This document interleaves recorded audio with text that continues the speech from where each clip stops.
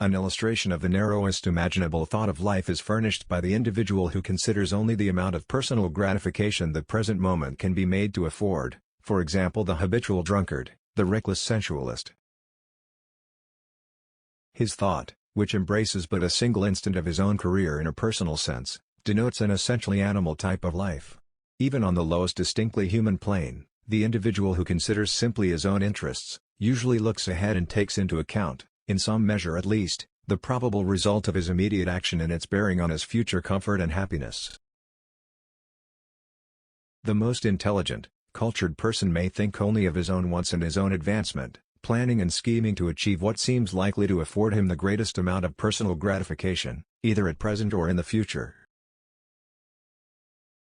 His thought of life expresses virtually but one dimension length. He may be strictly honest, honorable and even charitable, in a narrow sense often finding his own pleasure enhanced by giving but always acting, primarily, with a view to increasing his own happiness and perpetuating his narrow, personal interests, either in this or some other world.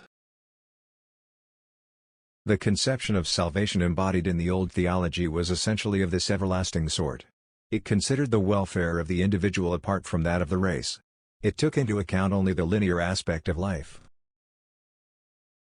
This elementary conception is fast being superseded in the race consciousness by one which recognizes breadth as well as length of life, and includes within its scope other individuals, family, friends, the nation, the race. In the latter thought, personal considerations are subordinated to the interests and well-being of a larger circle of individuals. Each personal life constitutes a segment of this circle. We find elements of the heroic and tragic even on the surface of life. Their presence suggests breadth, as well as length of experience. Great breadth of thought leads to an utter abandonment of the personal attitude. It enables one to reach out beyond the restricted limits of personality, and embrace a broader life, without fear of losing his identity, for he is then conscious of possessing a larger selfhood.